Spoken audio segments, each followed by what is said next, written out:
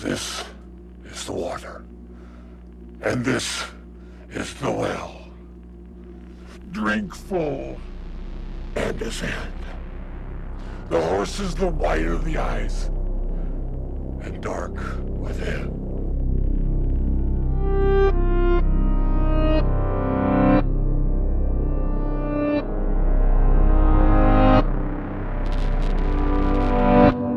Welcome to Twin Peaks Rewatch. From Idle Thumbs, I'm Chris Remo. I'm Jake Rodkin. On this episode, we are discussing Part 8 of Twin Peaks: The Return. Yeah, we are.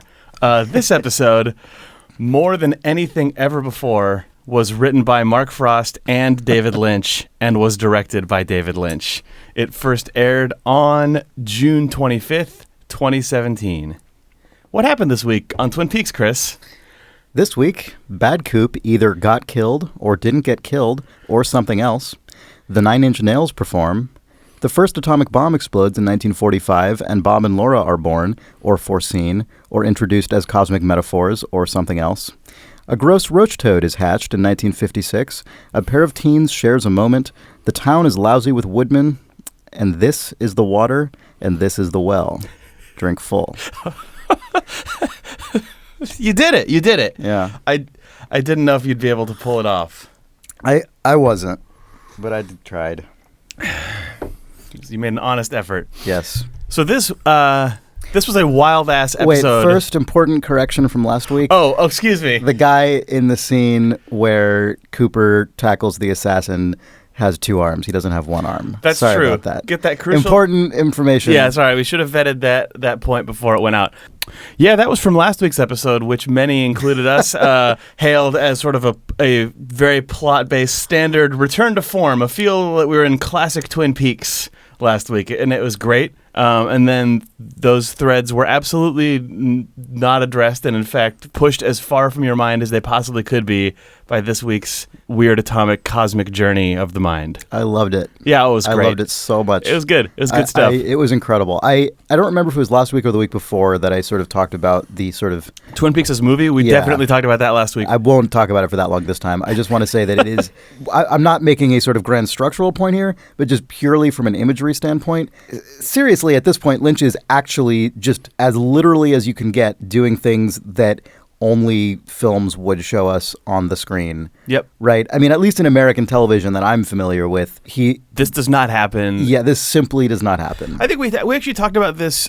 We talked about that notion a little bit in episode 3, which this episode I think is the closest to, because episode 3 was the episode in which Cooper escapes in quotes from the lodge and sort of is in the purple room with the silent stop motion film woman and goes to the electrical socket. And this episode shares a bunch of imagery with episode 3, but that episode felt to me for the first time like, oh, I see. When Twin Peaks was first on in the early 90s and Cooper had that dream and went into the red room and we had the backwards talking people and that felt like something you'd never before seen on TV.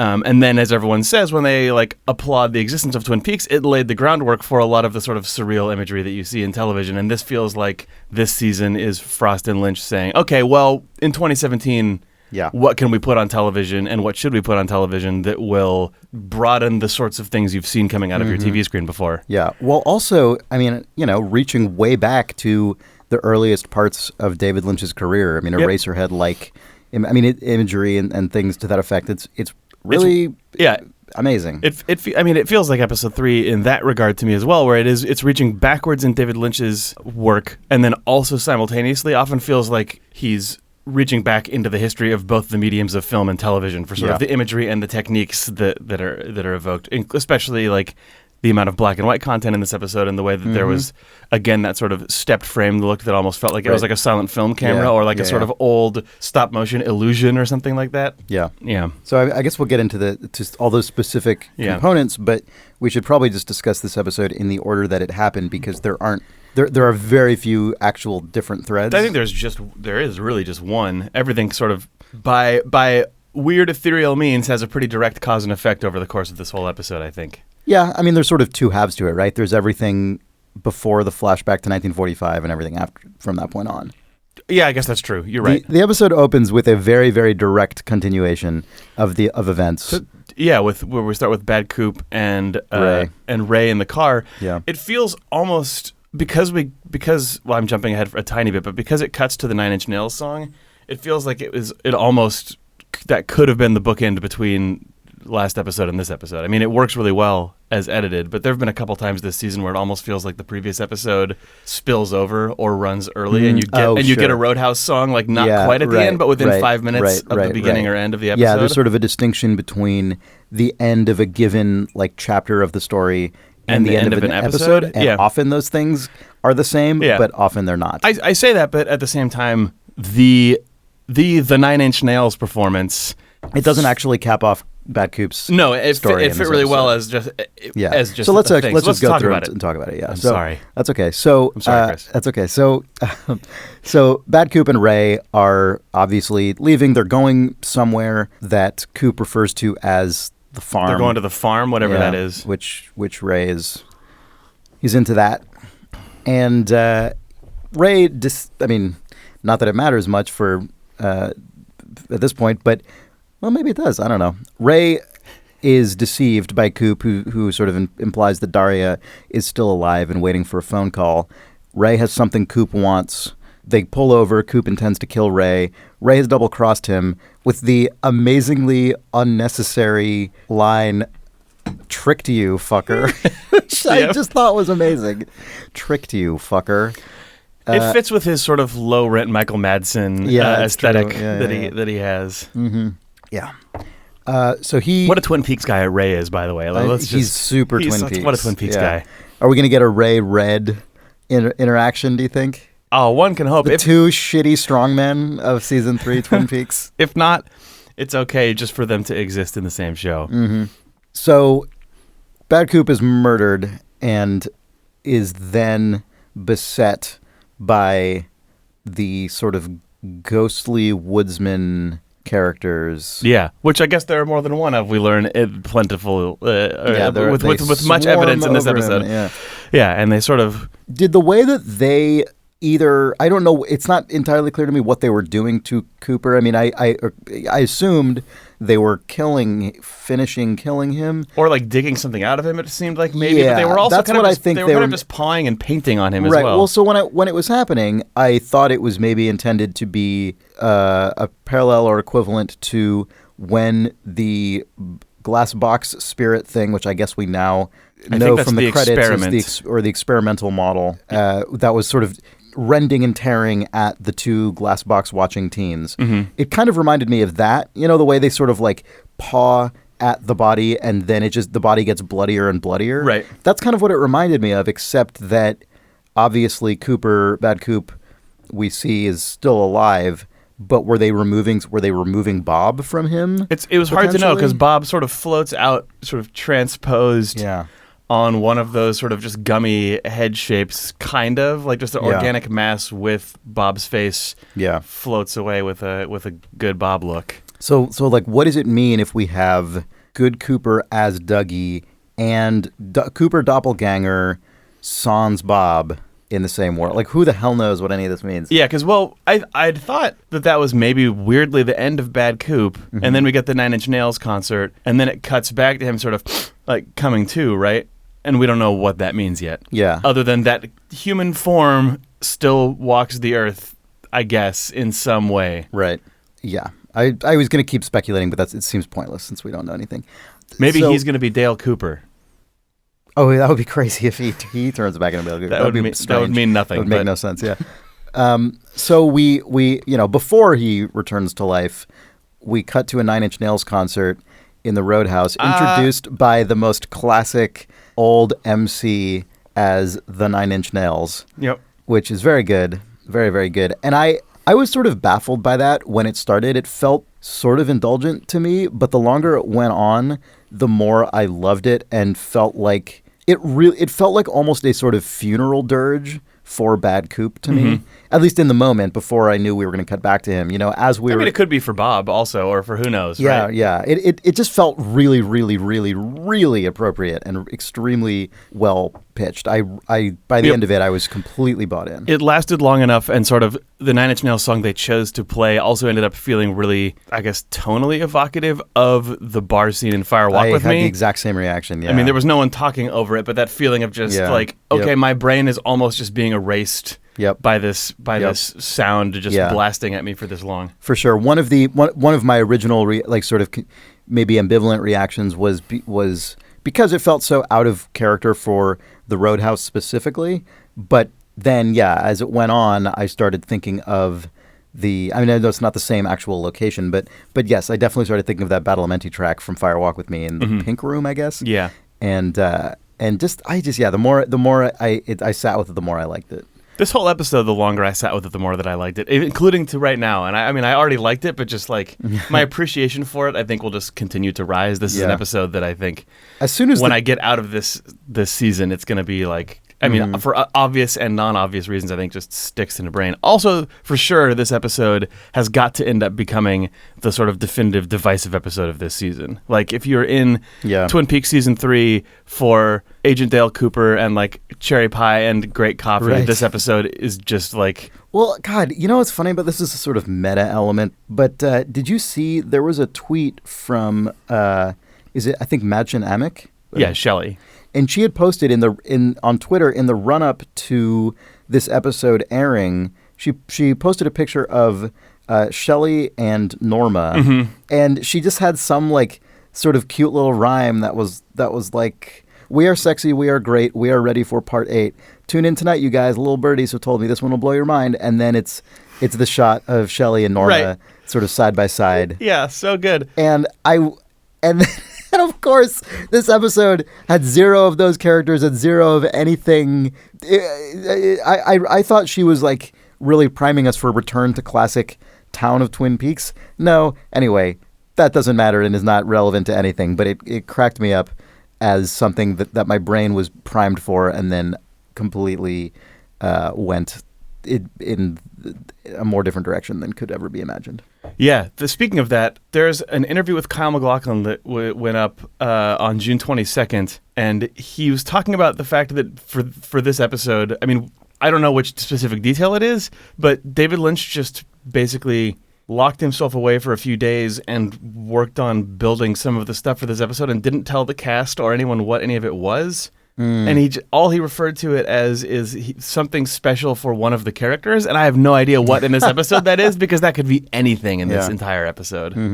I mean, what else could he have been locking himself in a room working on other than the huge sort of Kubrickian effect sequence? Yeah, I thought that took maybe up like this middle third of the entire episode. I thought that maybe he literally built that like sort of old timey spaceship dome that was in the theater with the giant and that woman or something like that. But God, that looked like CG to me. Okay, most maybe, of that set, but it's hard to know. You're right. Actually, that was my guess too. That he actually just sat in a room with some effects artist and tooled that crazy thing together. But who knows? Before we move on, the scene with Cooper and Ray, it's bookended by a couple things that are just very season 3 that I think are worth noting, which is Cooper being convinced that the car is bugged. And then he also dials... Yeah, he's got that app on his phone or whatever. Yeah, I think he inputs into his app DEGWW8. And then he just throws his phone out the window and seems to act like the bugs are taken care of, but maybe that was him. They pull up to a truck while he's doing that, and the implication, I think, is that he somehow transferred the trackers to that truck. Yeah, and then after everything's done... when Bad Coop sort of gets exhumed or something by the woodsman and then disappears, and Ray's freaking out, he calls someone who he refers to as Philip, which seems like it's either actual Philip Jeffries or fake Philip Jeffries, was my assumption, and said, "I think he's dead, but he's found some kind of help, so I'm not 100%. And I saw something in Cooper. It may be the key to what this is about," which implies that Ray is more than just a minion and might actually have... Yeah, he's at least aware that crazy stuff is happening. Yeah, just up until that moment, we'd thought that Ray was either just with Cooper as a dumb minion who was double-crossing him for maybe some reward money, but now it seems like he's also, for some reason, been in contact with either Philip or fake Philip. Yeah. That's it. Yeah. And now... that's good important details. And now let us get to to what's July next. 16th, 1945, White Sands, New Mexico, 5:29 a.m., which is the site of the Trinity atomic bomb test, which was the first atomic detonation Yes. in human history. What a well put together thing. Like, this episode is one of the most lavishly produced episodes of season 3 of Twin Peaks on the whole. Like, since we're starting with this explosion shot, like this, through that entire sequence, through like all of the period footage and the weird creature in it, like we've sort of poo-pooed there being cheap effects and speculated on like... Yeah, I don't know if I've poo-pooed Or it we've personally. addressed the poo-pooing of cheap effects, I think, even if we have not specifically poo-pooed them. And it's been speculated, like maybe this show, when there was all the financial dispute stuff, it was because they had to cheap out on the effects budget and we wouldn't see any high-end work. This episode is a like wild feast of beautiful-looking stuff. Yeah, it's amazing. Starting with this very slow, ominous, Push, drone-based push across a nuclear explosion. I've never seen an atomic blast portrayed that way for a thing that's on film so Same, often. Yeah. Like it was You typically get a still framed shot. Yeah, you know, it was way scarier to have that proximity. It also sort of evoked like nature footage, like of a flower, like of a desert bloom or something like that. But then also it felt like the New York shots earlier. It felt like sort of a piece with the way that David Lynch shoots the woods of Twin Peaks. It also was the slow forward motion of it felt extremely sort of like existentially ominous. You know, we So push, just the inevitability of it. Yeah, kind of? we push all the way into the actual body of the mushroom cloud, and then from that point on, we're pretty much always moving forward through whatever like submolecular or metaphorical structures were inside of it. You talk and it what? Sorry. Oh, and the whole thing felt that entire sequence felt to me like it was basically in the broad strokes, and it's really hard to parse the specifics, but in the broad strokes saying that sort of with this catastrophic act, humanity has irrevocably opened a sort of Pandora's box from which it cannot return, and there was an inevitability and sort of overwhelming momentum to it that was, I think really well reflected in this just like slow, constant forward motion. To say something just after that, this just to back up, when you were talking about the nuclear explosion probably not being historically accurate, did the shapes that they chose feel evocative to you of the shape of like of the arm's head? It felt like it felt like at least sort of the shapes used were really similar to the shape language that we're seeing with a lot of the sort of lodge stuff. That's a good question. I don't know. I didn't necessarily think it felt inauthentic. When I was looking up historically inaccurate to the specifics photographs of that blast. It just looked different to me. That's also the blast that Gordon Cole has on his wall in the I think, or he at least has a very similar atomic blast in the background of his office. Yeah. Anyway, I didn't mean to step on your talk about the existential pull of the blast. No, that's fine. That was all I had to say about it. I mean, I felt that as well. There's not. I think anything more concrete we say has to be couched as speculation or an interpretation. Right? Yeah. So Inside the blast was just crazy and really cool experimental film noise. Basically, just weird atmospheric combination of like liquids and what felt like burning film and who knows how much like really, really violent feeling explosions and stuff. It felt like the birth of a universe. Like, did you see the Tree of Life, the Terrence Malick film? Yes. Yeah, it reminded me of like that kind of sort of violent primordial upheaval. Yeah, there's imagery like that also in I think The Fountain, the Darren Aronofsky movie. I was thinking of that as well. And also 2001: A Space Odyssey. Yeah, of course. That's the first the one big of those. example of that. Yeah. Yeah, it had that. Whereas 2001: A Space Odyssey felt sort of it felt like motion or travel or sort of like cosmic truth revealed this. This was like the sort of painful organic like rupturing. birth. Yeah. Yep. Yeah, the way that the inside of that explosion also felt like cells dividing and sort of strange chemicals dropping into pools and stuff was really, really, really neat. Yep. And again, I think I don't obviously know anything about the specific production techniques used to create this. I don't know how much of it was CG. I mean, I'm sure a fair amount of it was. But again, if you go back to David Lynch films like Eraserhead, he for decades has been interested in being very closely involved with chemical-based special effects and things like that. And it's fascinating at some point to learn what all went into I know. I would this. love if people involved, because he'll never tell, but if people that's involved true. talk, this sequence was, I think it would be very hard to pull apart all of the specific elements, but it didn't feel like any one thing, which was really cool. Mm-hmm. Yeah. We were sort of moving from phase to phase. Everything segued very well, and it felt like a progression. So we... I mean, I guess we can just convenience store, right? Yeah. That's so. I guess we can just talk about things in the order that they basically occurred. Yeah. Yes, we see the convenience store, which was very conspicuously labeled convenience store, which seems important. I wonder if that's because it's not literally the same location that we've seen that take place before. Or have we never seen the exterior of that convenience store? I wasn't sure. I felt like we'd seen a or the convenience store in Fire Walk with Me, but I might be totally. Yes. I mean, we've seen the inside of it. Yeah.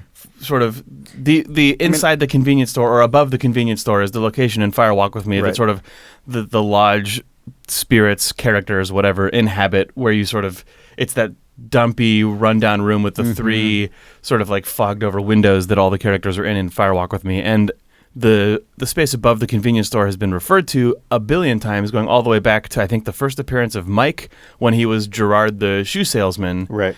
There's the idea that he and Bob lived above the convenience store, is what he said when referring to the lodge spirits when he was sort of in his drugged state. But then when Mike comes back, he goes, "Oh well, I mean, I know Bob Lydecker, the veterinarian. Right. I sold him some shoes. He works next to a convenience store." And that was sort of the like season 1 head fake of what's a dream reality and what's reality. But that it seems like we're getting increasingly concrete. This episode seemed to be going out of its way to say, like, maybe it wasn't. It wasn't saying anything explicitly, but it felt like the convenience store was sort of spatially near. And the woodsman characters, I mean, they seem very, very similar to some of the denizens of that room in Fire Walk with Me, right? Mm-hmm. I'm remembering that correctly, yeah? Yeah, I think that. Yeah, I mean, you're referring to them as woodsman characters, and there's a character. That's how they're credited, right? In this, are they? Okay. In this series, I feel like there's a character in Fire Walk with Me. There is a character or an actor in this episode called Woodsman. Oh, okay. Who's I think sort of the foregrounded one of those guys. Yeah, the one who gets the close-up shots. Yeah. Okay, so there is a character in Fire Walk with Me that is referred to as the Woodsman, who is aesthetically really similar to this guy, but it's a different actor. And people right? Yes. And people have been making comparisons to like, are these the same characters or related? And it feels like, I think this is the first time. They seem really intentionally dressed similarly. And this is I think the first time that character has been in the closing credits of the season, even though he appeared in the jail cell next to Bill Hastings, and he appeared in the morgue next to Agent Knox or Lieutenant Knox, excuse me. Right. Yeah, I mean, this stuff is all. Yeah, it all seems resonant and very intentionally referential. Sort of self-referential. Yeah, this episode, for as sort of ethereal and experimental and like unmoored as all of the imagery is, feels like we're also explicitly being told sort of the lore-based history of when the like spirits of the lodge or whatever that presence is aggressively crossed over into Earth and the sort of birth of them as tangible presence in this world. Yep. Even though, as we know from season 2, Owl Cave has been there for centuries and has been, yes, God, do you think all this stuff is going to tie back into Owl Cave or not? I'm not entirely sure. It's hard to know how much that stuff will sort of be relegated to, well, there's always been a presence, but this was when it boiled over, and how much, because, I mean, to get into that stuff for a half a second, there's, Mark Frost's book, The Secret History of Twin Peaks, which we've talked about here or there. It's the huge sort of, it's billed as a novel that he put out right before Twin Peaks season 3 that contains a ton of backstory and sort of gap filling of Twin Peaks lore, but it's all put together as sort of an evidence dossier. We were looking through that last night, and there is a little bit of crossover with that book and this, because the book follows the history. One of the biggest threads of the book is following the history of Doug Milford, who we know as Dougie, but not the Dougie from season 3. We know as Dougie, the old man, the newspaper editor, whose brother is the mayor, who they both sort of fight over that girl, and are just generally wacky old guys. But Dougie Milford in his younger years was involved with Major Briggs in Project Sign and Project Blue Book, and was allegedly in his younger years the guy who was up on the mountain monitoring transmissions from outer space before Major Briggs was. In the book, he was in White Sands on the day of the Trinity test, which doesn't mean anything at all other than it's... Doesn't not mean anything. Right. There's no. It's just like a passing mention in the book. It just says he was there, and then later he went to Roswell and was an alien X-Files man. Right. Although that does then, he then encounters a glass box. Do we think that the 1956 New Mexico is Roswell? Or do we not? I'm not sure. Yeah, I don't know either. All of that to say, it is funny that canonically in Twin Peaks there's a Dougie very nearby that nuclear blast that we saw. Yep. But the book goes into like Lewis and Clark mapping the Pacific Northwest, and they meet a Native American tribe who has had some contact with Owl Cave, and it's the same tribe that is the label of the bathroom stall that Hawk finds. The Nez Perce. Yeah, the Nez Perce. So little bits of the Secret History book are weaving themselves in, and the Secret History book is super connected to like the Owl Cave side of things, but I don't know if we're ever going to get an explicit connection in the show. Yeah. I will say this episode and sort of doing that little research through the Secret History book was probably my favorite experience with the Secret History book, because that book is laid out like an FBI dossier that I think the implication is that Major Briggs put it together, and then Agent Preston was tasked by Gordon Cole to go through and annotate and organize the entire thing in a clean way. But seeing that date and that location of White Sands, New Mexico, and going, geez, I feel like I read that in Secret History. Then pulling that tome off my desk and leafing through an FBI file of the history of Twin Peaks and going, aha, Dougie Milford was there on that day. It was like, whoa, that was a good, like, sort of... Yeah, it's like you sleuths... Yeah, it was like having... Cross-referenced information. Yeah, being able to have my own little baby Twin Peaks FBI moment where I found that moment in that book was actually like really rewarding. And then being disappointed that there was no reference to 1956, but also kind of relieved that we weren't super aggressively... Everything isn't just puzzle piecing. It wasn't perfect, but having that one moment where those two things crossed and it feeling like digging out, like wedged in between some old copies of the Twin Peaks Post and like some... pages of a book torn out of the bookhouse was this reference to the thing that I had just seen on television. Like, that was cool. So big points to Mark Frost for pulling that off. Yeah, I think this episode we're seeing, you said at the very beginning of the episode that this episode, unlike any before, is written by Mark Frost and David Lynch. And I think, we're seeing an episode that is sort of built on the sort of foundation of Mark Frost's love of sort of backported lore and sort of historical foundation for everything that's happening, and sort of tying mythological events into historical events and so on. But the soul of it in how it actually was brought to life was David Lynch's sensibility. Yeah, David Lynch basically locking himself in a room and then coming out with this... something that is more of the his emotional, aesthetic and emotional just experience that will wash over you. Yep. And then at the end you go, I think I just saw the birth of Bob and Laura Palmer. Yeah. It felt like we were seeing the creation of a universe, or at least sort of the or the collision of two universes. Yeah, exactly. Yeah. So I mean, we sort of got sidetracked there, but the next thing, the woodsmen sort of are milling around, and it's a combination of sort of films stepping back and forward in time, which felt very much like Cooper's experience with the woman with the sewn over face, and the lights started flickering crazily. It actually, the way the sort of cadence of all the flickering felt like the Rancho Rosa logo at the beginning of the season to me. And that just kind of... Which also, you could draw a line all the way back to the original Frost Lynch logo. logo. It had that same feeling.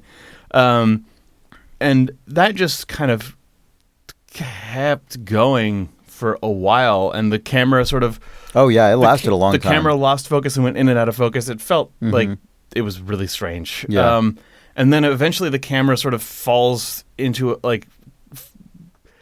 it kind of feels like it falls apart, and there's almost like a strange lens flare that looks like a liquid drop or something, where the camera just sort of goes into some rings, and then we're in blackness, and that's the end of that sequence. Then you see that floating gray figure, which is known in episode 1, I think, as, what did you refer to it as? The experimental model. The experimental model. In this episode, it's just credited as the experiment, but really? it's played by the same actress. Okay, maybe I'm confused. No, you're right.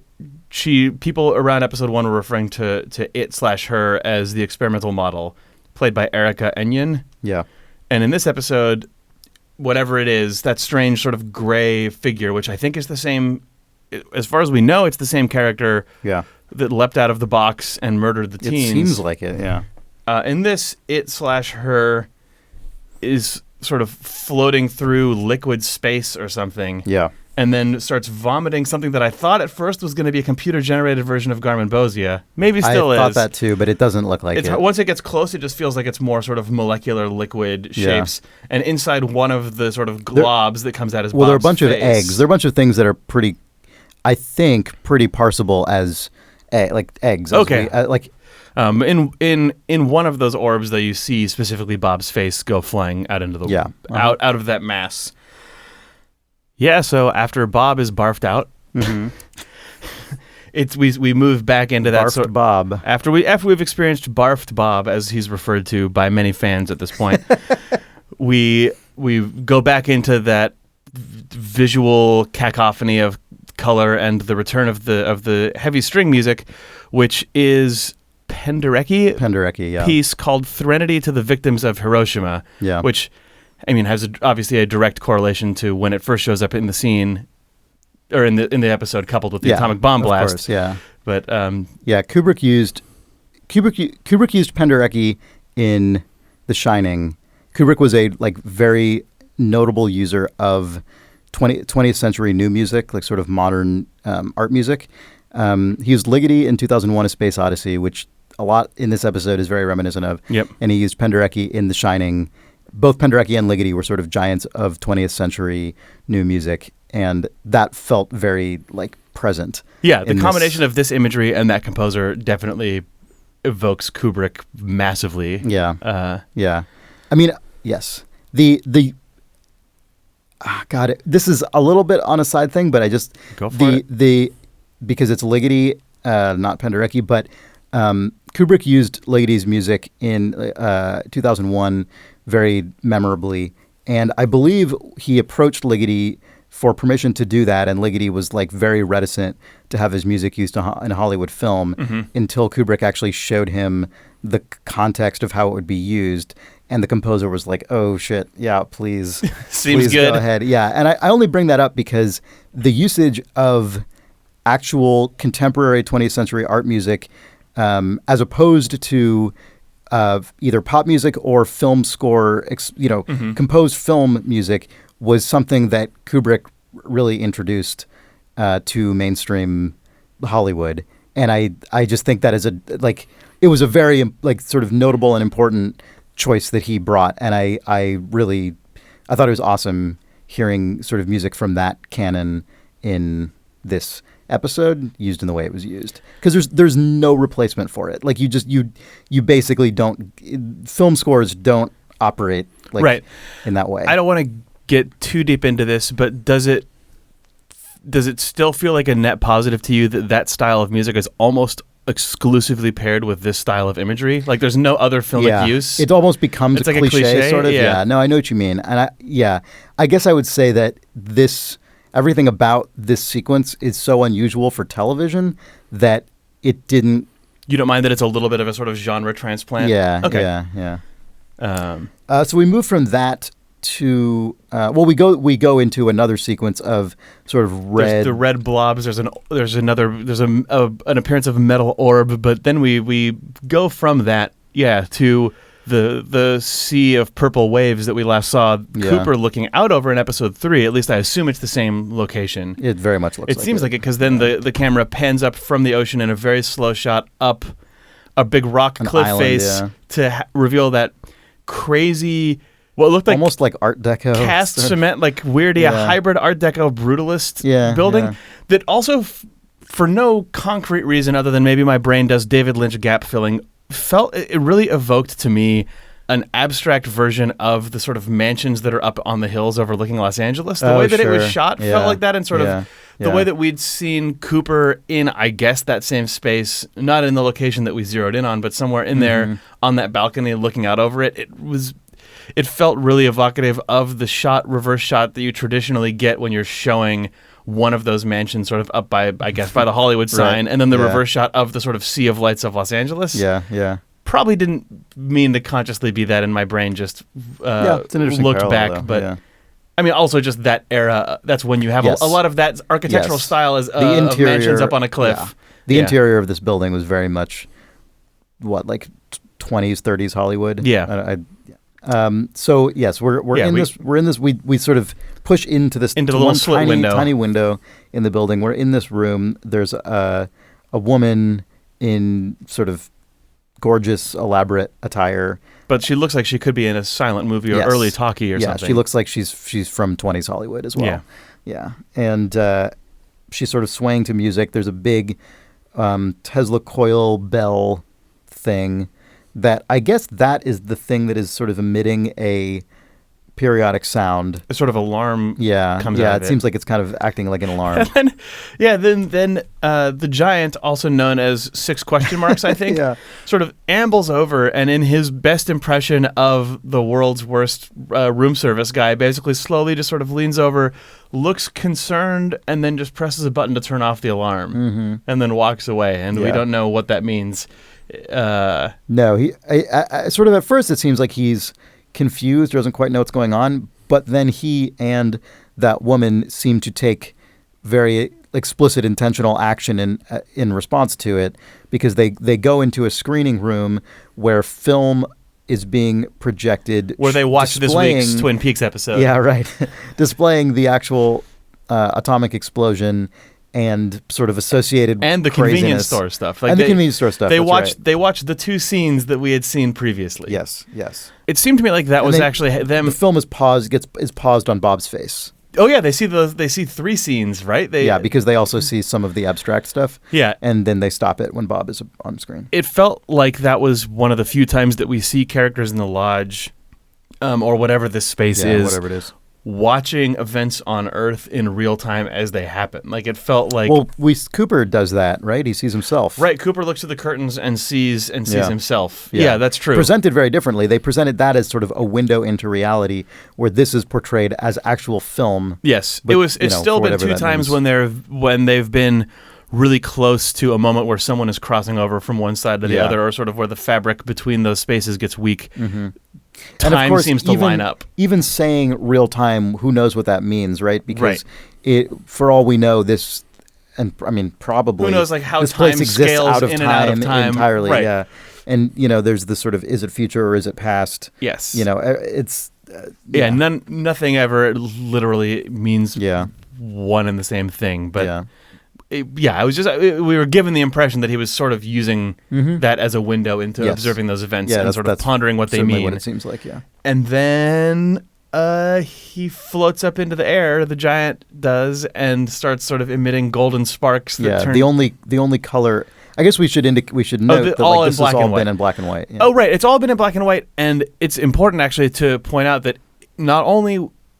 Because the first time we'd seen something explicitly in black and white in Twin Peaks Season 3 was when the giant, or question mark, is talking to Cooper at the very, very, very, very beginning of the series of Season 3. Yep. He's talking about a weird scratching sound coming out of the record player. It's in black and white, and they seem to be in that same room because it had the same floor pattern that looked like it was like, it did look very similar. A painting of water ripples or a painting of like a velvet curtain or something. Like the floor looked like a painting of the sort of like crumpled velvet curtain that you would see as the background to like the opening credit sequence of like an old Hollywood melodrama or something to me, which I probably isn't that, but that's what it looked like. Anyway, so Cooper and the giant were in that room at some point in time. Yeah. Who knows when, but it seems like it's explicitly that same space. It does seem like it, yeah. And when the giant sort of starts expelling golden particles out of his head, a little gold light hits him and the woman in that room. Yeah, and the particles sort of, as you said earlier in this episode, they sort of form up into almost a vague tree shape, kind of. It's hard to know. It's hard to know. It's an organic shape of some kind. Yeah, I guess I'm hesitant to say tree because it's so vague. It's really swirly. Like it looked. I could. Yeah. Like it could have been like, yeah, who knows? It was almost evocative of some of the like Native American shapes and patterns that are like painted in Ben Horne's office, but like it was just some pattern that I'm sure someone will know what it is. Yep. And out of that, again, is birthed a golden orb. Yeah. But in this time, it's a translucent one, not a metallic one. It floats down, and the woman picks it up and looks into it, and we see Laura Palmer's face inside of it. Yeah. Like the photo, Laura Palmer's homecoming photo, and it's presented in a way that is identical to the Laura Palmer face that slowly drifts through the clouds after the really creepy drone at the beginning of all of the season 3 introductions. Yeah, yeah. So she kisses it. She lets it up into the. She it floats into the movie releases screen. it. Yeah, it goes through a weird sort of pipe system and then floats into the movie screen. Where as it meets the screen, it becomes black and white to match the imagery, which I liked that. Yep. And then it floats down to Earth. I mean, I was waiting to see if they would be really specific about it going to the Pacific Northwest. It definitely goes into North America, and it could also. Yeah, I was wondering. I was expecting it to either go into the Pacific Northwest or go to New Mexico, but it just sort of kind of goes. It doesn't get specific enough. It just goes into the United States. It's sort of like roughly the middle of North America. Yeah. So that's that for that whole section, and then next we're in 1956 on August 5th in a desert. Unknown if it's literally the same desert, and then there's. I think it would have said right. Yeah. It seemed notable that it did not that it said New Mexico desert and not White Sands, but I don't know. Yeah, and then we see that lump in the sand that's revealed to be an egg that cracks, and then that strange moth frog creature, the roach toad, as our friend J.P. LeBreton coined. Oh man, a roach toad? That's good. Yeah. Really, really grossly is born and sort of slowly meanders out of the shot. Yeah. Did this feel to you like it was all in all pulling from the genre of like atomic monster movies like Godzilla or things like a lot of Mystery Science Theater stuff like Gamera or the giant Gila monster and stuff? So many of those just like birthed by atomic energy, an egg out in the desert hatches and a bizarre creature comes out of it. Yes. Yeah. Yeah, this episode felt very much in the spirit of those things where it's like we're going to explore the like what has man wrought fallout basically of this, through a sort of like genre exploration. Yeah, but the genre in this case is David Lynch experimental film. Yeah. And also a 50s monster movie. Yeah. Yep. Yeah. One thing to mention quickly is that we cut from that scene where the roach toad sort of waddles off out of the shot across the sand. We cut from that to a shot of the moon again, and I mention that because earlier in the episode, we after Bad Coop is shot and collapses, there are sort of flashes of light, which we didn't mention, and then we see a shot of the moon sort of shrouded in clouds, and it's a very similar. It's a different shot, but the same feeling of the moon getting shrouded by clouds. So I just wanted to mention that. Yep. And then we're at a gas station. It doesn't seem like it's the same convenience store. No, I don't think it is. I think it's just another place. There's actually, we're introduced to the second of quite a few like period sort of mid-century sets in this episode. Yes, definitely. This is a lavish episode. It's crazy. Section is a very sort of Lynchian Americana with a disturbing sort of dynamics roiling underneath it. And then coming violently to the fore. And also it does totally feel like Act 1 of a sort of late 50s, early 60s monster movie. Yeah. Where you have the sort of cut of the creepy monster being birthed from the atomic blast, then it just cuts to goofy teens who are going to have a run-in with it. Also, I mean, this might be a little bit of a stretch, but since we're going out and mentioning things like 50s monster movies, kind of brought to mind for me Blue Velvet, which is set in a very sort of classic picture of Americana, but the film opens with the camera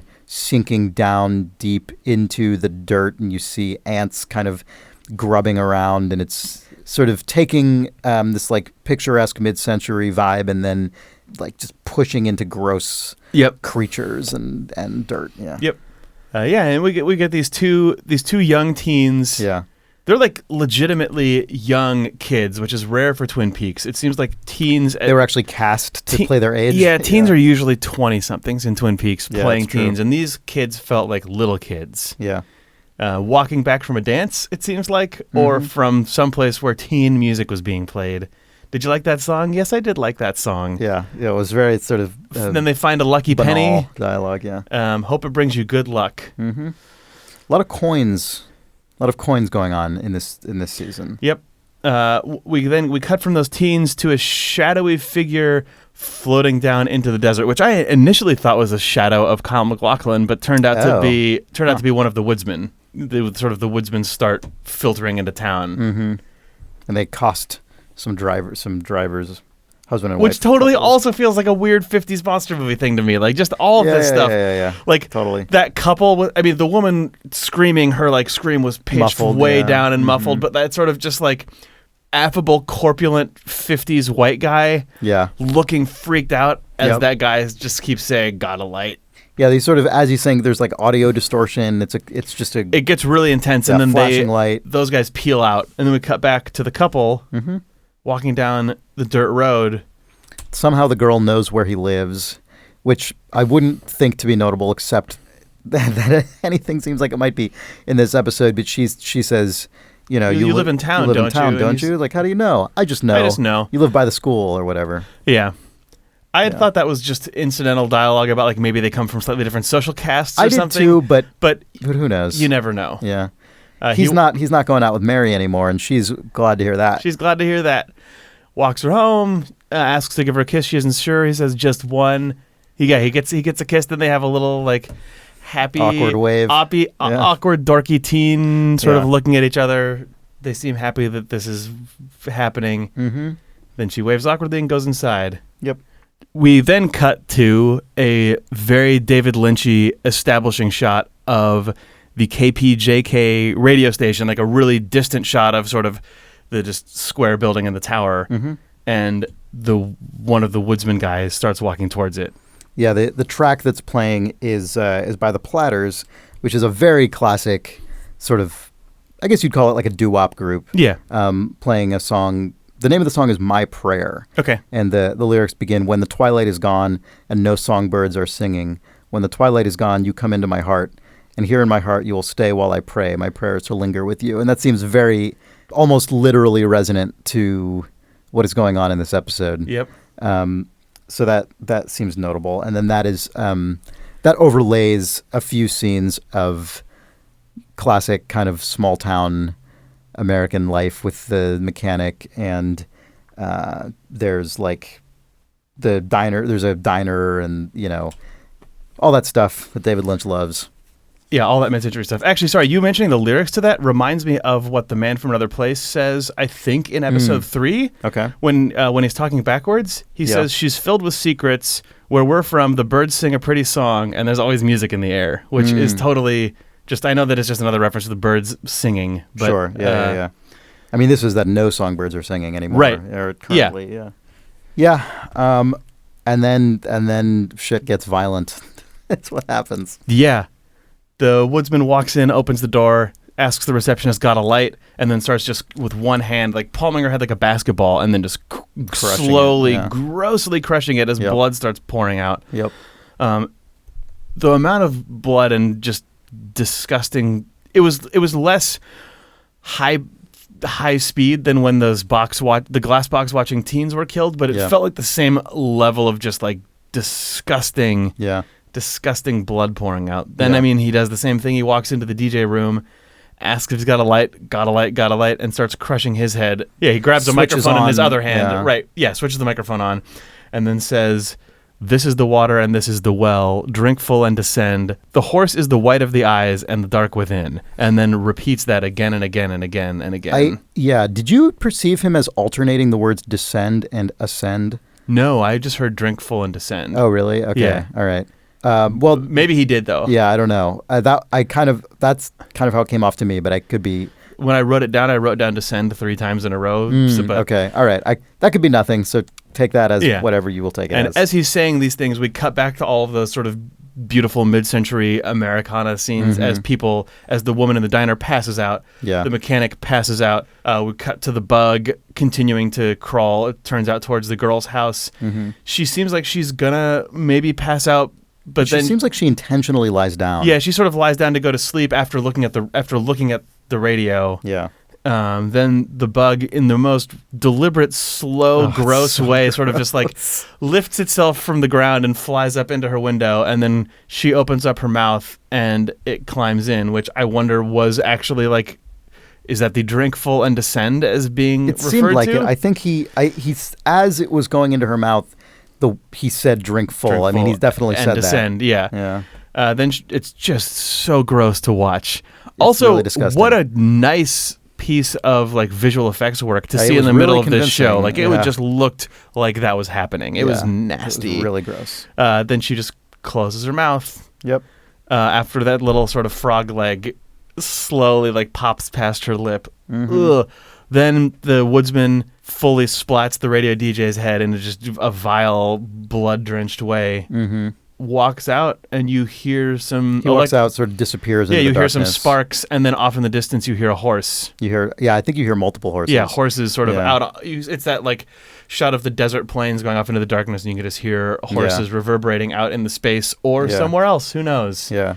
Then the credits start over that desert shot, but then it cuts, and the majority of the credits play over the girl asleep. Yeah.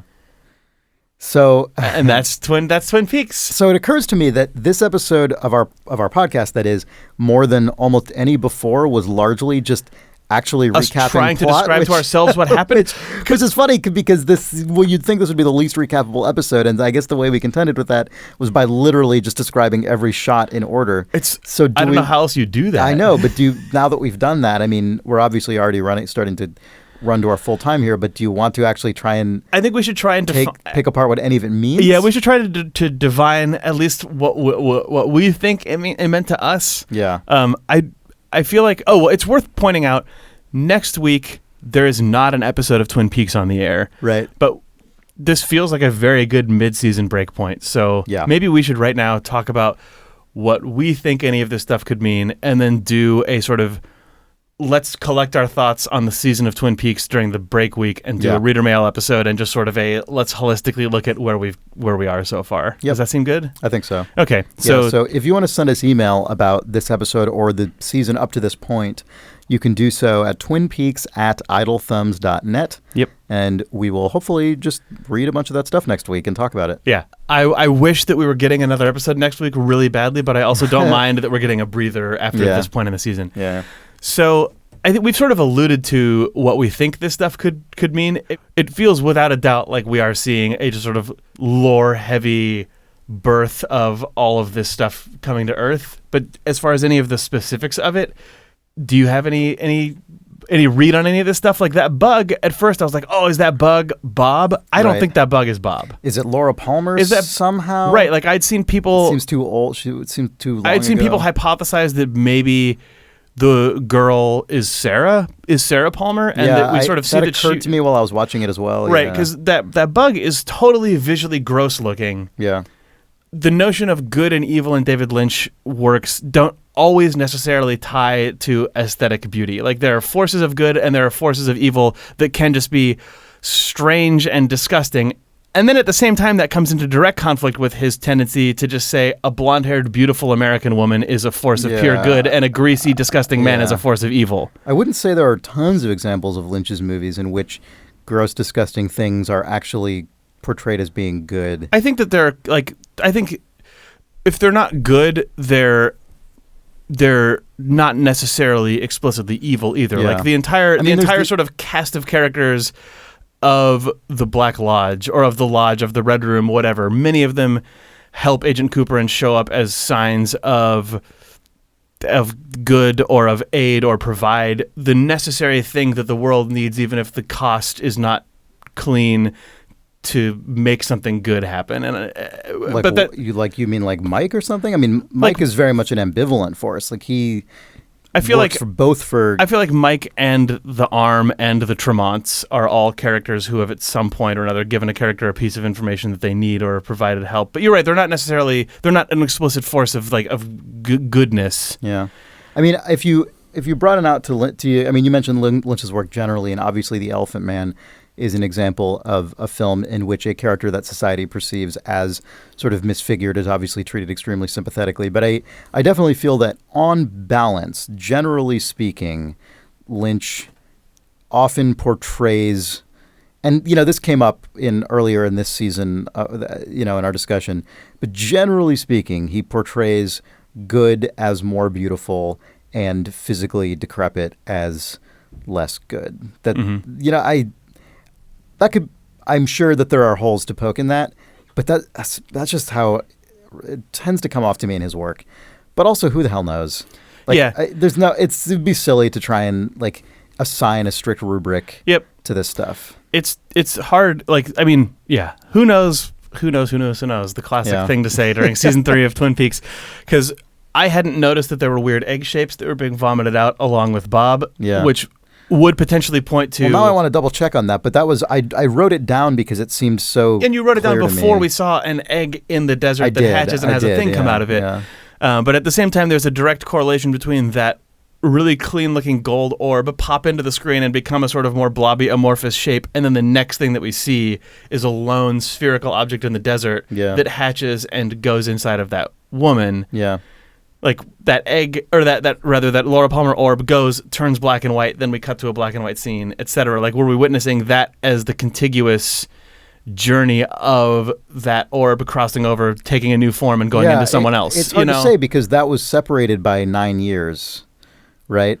And which doesn't mean anything necessarily in the weird world of the Lodge. Who the hell knows what year anything is? Probably no year. But, it's true that those things were birthed. The show, at least on its surface, was suggesting that at the time of this nuclear test in 1945, at that moment, whatever that means translated in time to this other world, that is when these other entities, Bob and Laura, were possibly born, or whatever they represent was born, or whatever. And then we're very explicitly told now it's 1956. Right. Or if not born, we're sent 11 to years, Earth. I guess. Yeah. Or whatever. Yeah. So I didn't necessarily read it as just a completely direct continuation, but again, the way time works, it would be also silly to try and make any declarations well, it's 11 years later. Well, that doesn't mean anything either. So So who knows? Yeah. I don't know. I mean, there's a without actually trying, without needing to parse the specific mechanics of it any further, there's definitely, in the very, very broad strokes, you could probably argue that the unleashing of the destructive power of, violently harnessing atomic energy is loosed upon the world by mankind as a result of that, either as a result of that or as sort of a beacon, this, Bob or entities that feed on human pain and suffering and sorrow are awakened or born or drawn to it. Yeah. And and that seems to be something that primally is birthed, in this violent way. Then in sort of response to that, it seems, because of the way the alarm goes off and the giant and that woman react, seemingly in response, some kind of counteracting force, either Laura Palmer or something that Laura Palmer symbolizes or something, who the hell knows. I hope it's not, is whatever, who knows, is intentionally, sent to the world to counteract that, I guess. I hope we're not entering into a situation in which everything that happens with Laura Palmer and Bob and Leland and everyone else is just some kind of completely preordained sequence of events, but I doubt it. It still is allowing a ton of space for these being representative forces that then end up inside of and sort of co-occupying reality with human vessels, and then get incredibly complicated by the complexity that is human life. I hope. If right now we're in a place where there is a possible world where that sphere goes into the world, literally becomes the perfect being that is Laura Palmer, and the only reason that she has a fall from perfection is because of the corruption of Bob occupying her dad. That would be the most surface level, highly suspicious version of of events, and I don't think we're going to go that way. But it's anxiety inducing that the show has even put the pieces on the board in a way such that that's possible. I mean, when I imagine either that outcome or like opposite outcomes in which these sort of are more representative of like elemental kind of human impulses, there's a bunch of different sort of things I can puzzle through in my head, and honestly I don't particularly like any of them, and so my instinct in reaction to that is to not try and pick one, because I have there's just no way for us to really make concrete predictions, right? And since I don't like any of the predictions I can think of anyway, I might as well just wait until I see what Frost and Lynch have in store for us, which will probably be more interesting than whatever like half-baked thing I can come to. I know that sounds really stupid and like a cop-out, but that's honestly how I feel right now. No, right. We're in a place right now where the only sort of parallels in sort of televised storytelling are things like literally the man in white and the man in black in Lost arguing over a gold glowing orb at the heart of an island that controls the force of goodness in the universe. Like literally we've seen these colors pitted against each other with this imagery in like the worst resolution of ambiguous lore sort of meta arc in TV history like a decade ago. Yeah. And it seems from the way that everything has been presented in this episode of Twin Peaks, which was as a wild experimental like aesthetic and emotional short film, that's not where it's going to be headed. So yeah, it's attempting to then fit the pegs that we've been given into the holes of what this usually means when we see it in modern TV is folly. I think you're totally right. Yeah. But what if it just cross-cuts to Lost next episode? It's like, and then meanwhile... That's just the giant changes the channel on his... And then he's like, what's on ABC? Yeah, well, on that stupid note, maybe we should wrap up this episode of Twin Peaks Rewatch. Please send better suggestions and thoughts. Yeah, or whatever else. Yeah, I mean, again... Need to be clear, I loved this episode. Oh, it was great. I loved the experience of sitting there watching it. I thought it was amazing. People use words like unprecedented all the time, but it really did feel unprecedented for television.